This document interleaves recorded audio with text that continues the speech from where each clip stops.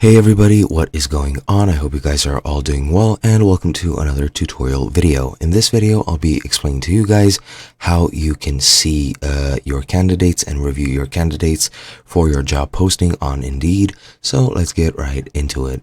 What Indeed is, it is a site where you can either look for a job and apply for a job, as well as create your own resume, very similar to LinkedIn.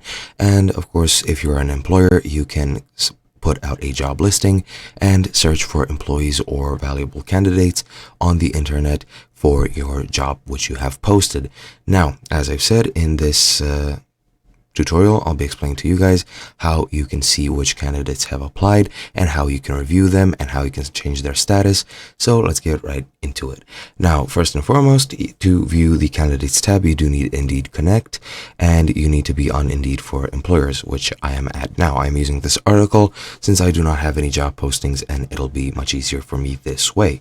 Now, once you're in Indeed Connect or Indeed for Employers, you just need to go to the Candidates tab, and here in the Candidates tab it'll look something like this, and you'll see all the applicants which have applied for any job which you have posted.